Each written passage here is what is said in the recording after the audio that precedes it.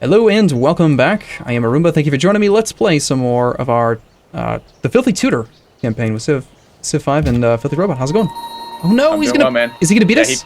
He probably got there already. You can move there. We don't know. Can we attack him? Let's kill him. I think he came from the west, so I think he already got it.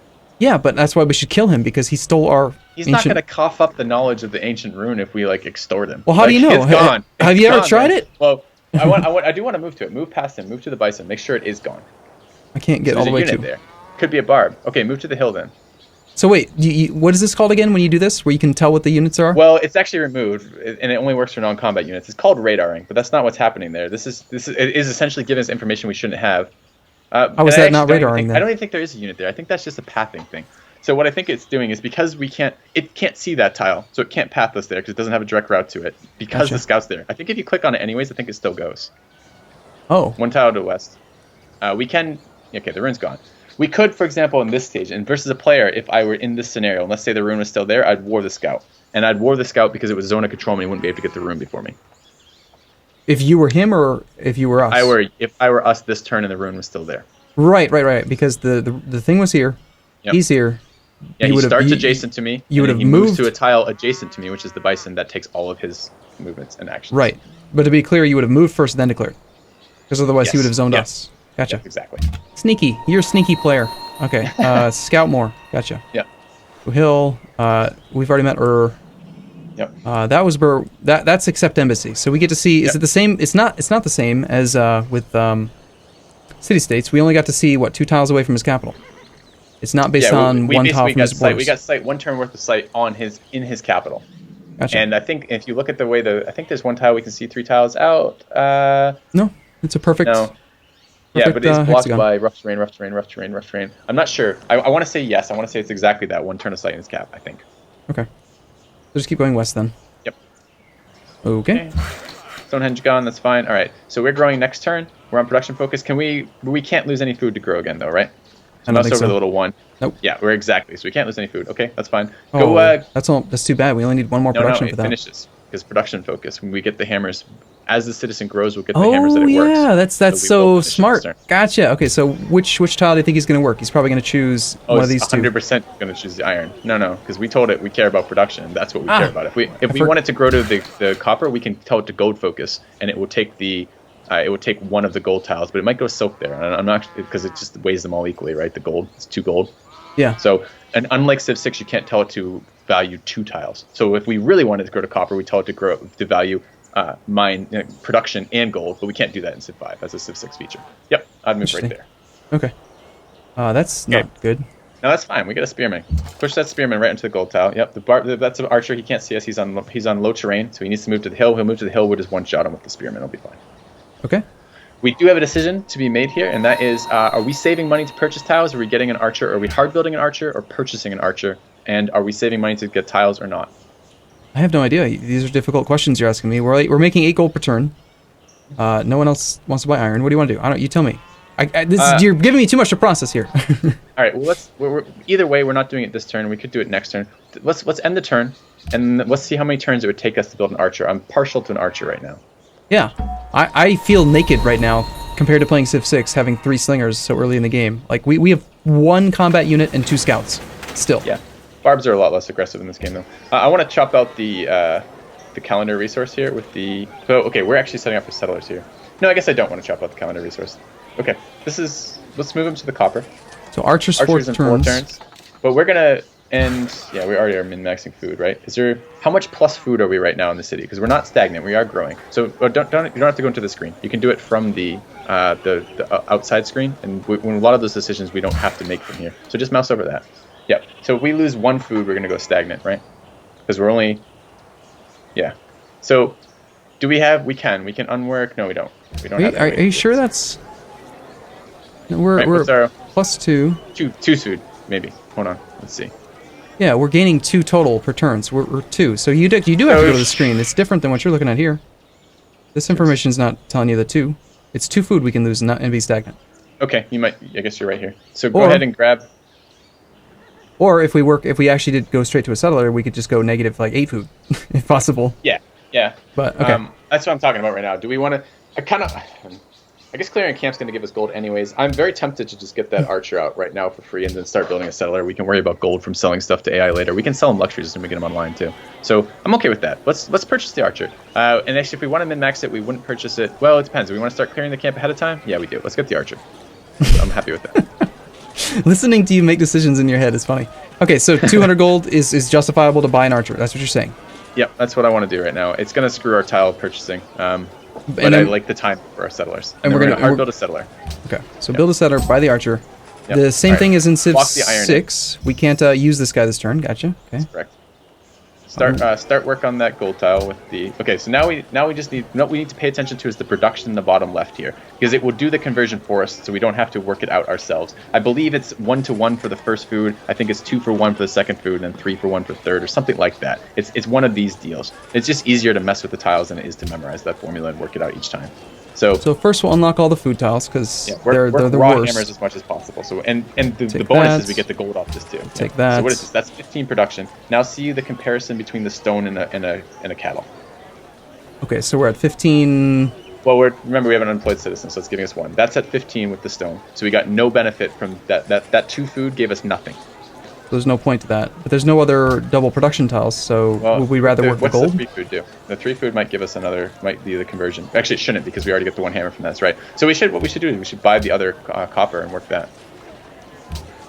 Yeah. Yeah, we actually lose production by doing that. Exactly, because there's 1 hammer, because the 1 hammer on the thing isn't there. So buy the copper and work that. But wait, I'm confused because if we work we're still not gonna come out. We're not gonna get them in 6 turns. We need 13 production over those 6 turns. Working 1 extra production because we got 1 right now. If we go to 2. Yeah, but we don't care. We're gonna be building 3 settlers in a row. So we don't care, and we will get overflow. So we don't care the actual number of times. We just want to get the most. We want to get the most out of Empire. We're doing this, and by able to work these tiles here, not only do we get the hammers, we get the gold. And the gold we're not even counting for this, right? True, but we could just work this, and it's almost equivalent. We don't have to pay 55 gold. Yeah, but we're going to do this for 3 settlers. Okay. Let's just get the hammers. Okay. This is Philly saying, "Don't argue with me. Just do it." on this one, maybe. But I mean, the logic should be relatively clear, right? Like the goal is to work as maximum number of hammers with the most number of bonus shields we can get while that's happening. Right. Gotcha. Sorry if I cycled away too fast. So he didn't move up. Should we go after him or no? Just no, I'm happy for him to kill that scout. Anytime my opponent can lose a scout and I don't have to do anything about it, great. Okay, so we fortify with you. We start building the mine. Mm-hmm. We have some options here with that worker. We could try to go improve the copper. We are going to... Actually, there's no options with that worker. Go improve that copper. The one south of our city. The closer one. It's just easier to defend that. Yep, and it's fewer turns to get to. Yep. Okay, and this guy's going to keep scouting then. Yeah, this guy, his goal right now is to check that corner there, but he wants to go steal from... I want to go steal the worker from Kuala Lumpur with this guy. I don't know how to decide here. I want to stay away from the water because it's bad, but at the same time... The hill blocks the site. There's no benefit to going south there. Okay, gotcha. That guy's fortifying, and... We're good? Still want to check out Kuala Lumpur. Is that this guy's... That's what this guy's going for. That's his job. Okay. Yep, since we had the other one actually go on a scouting mission, we're going to just use this guy for worker stealing. Should he just beeline straight west now? I kind of want to steal that rune if it's there. Like, can we get to that? Is that an island or is that around? Let's go see. So okay. we scoot some tiles over. Okay. We can buy, does he still want iron? He does. Let's buy open borders from him. Okay. So what's the base cost for open borders? 2. So we can give him 1 iron. Wait, you said move before doing the deal? No, it makes no difference. Okay. We know we're going to be moving towards him, so we might as well use that last action point. Yeah. Just like that. Yep. Okay. And this is a change in the mod too. It used to have to. He doesn't like it. What does he want? There's no way. Maybe he values it at 1.5. So try giving him 2 iron and see if he'll give us another gold. Because that would be 3 then. That'd be 3 for 3, right? He's saying that's good. Yeah, try that. Okay. Yeah. He's valuing open borders at 3. 3 plus 1 is 4. Open borders at 2.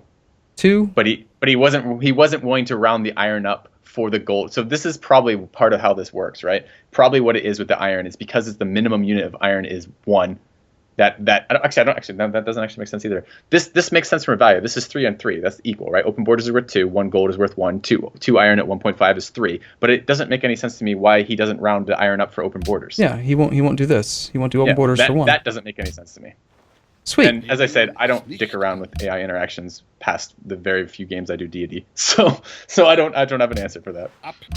Okay, so we've confused the master. Nice. All right, so this worker is going to build the mine. This scout's going to. We don't care, right? It's just water. So just beeline towards the potential extra worker. And we bought our archer. I would this turn kill that the barb archer with the spearman, mostly because what I don't want to have happen is the spearman is now covering 3 or 4 tiles, right? He covers this gold, he covers the iron, and he's going to be covering that copper. So what I don't want to have happen is him leaving this barb another turn, and then another barb shows up from the west, and suddenly we have 2 tiles to cover and only 1 unit. So let's kill this barb and then come back just to cover the other tiles. All right, and we could also go here to zone. Now this is actually I didn't even think of that at first because in Civ 6 you can attack him. He's in a hill. You can attack him this turn. Right, but in Civ 6, this is what I mentioned here. Trying to mention is just that like I've played more Civ 6 now I think than I've played Civ 5. Like I put a lot of time in. I know you've played Civ 5 like crazy, religiously even. Yeah. And I look at this and I think you can't attack him, right? Because it's 1 move, 2 moves. He only has 2 movement. Can't do it. This is part of my comment section on YouTube. It's really frustrated with me, some of this stuff, because I'm relearning. I'm not just learning. I'm relearning. Yeah, because I have to break all the patterns that I have from Civ 5. So for example, goody huts for me were invisible for the first like 3 games because they didn't look like ancient ruins, and I just couldn't see them. They just looked like forests to me. Like, they looked like new forests to me. So like so many things I just ignore. Yeah. Okay, so this Swedish archer's job is to kill camps. Yep, but he wants to kill camps where we care about. So he wants to go north and start clearing that camp that we're going to expand to. That's going to be not that one, the other one. Oh, nope. Right. Because we want to expand. Have to get that out there before our settler gets across the river.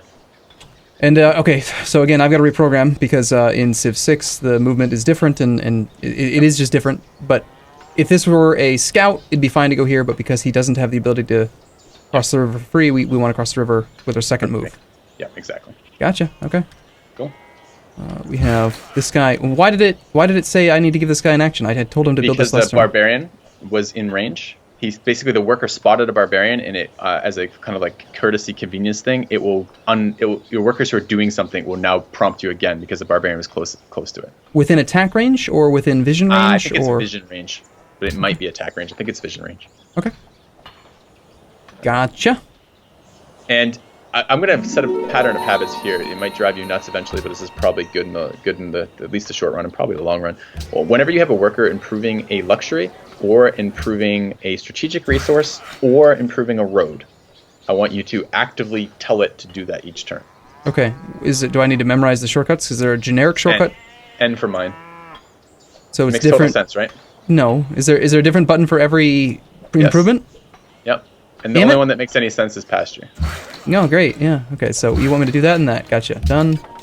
This guy is now going to come back and just kind of basically stay here. I like the. I don't need that tile. I like the tile 1 south of it. There.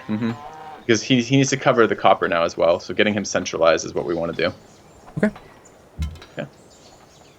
Into the forest for defense. Here, I want him to actually go to the hill. Because that hill there, it's going to be able to shoot the camp, and the camp's not going to be attacked back to you. And I'm pretty sure, if I remember correctly, last time we were there, wasn't there a hand axe in that camp? Hand axe only has 1 range. So if we can get 2 range and shoot him down, that'd be beautiful.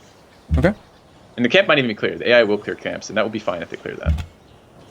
So we have military access. He's in the way. I can't. Yeah, click right there. See what happens, though. Because sometimes I feel like, go there. What does it do?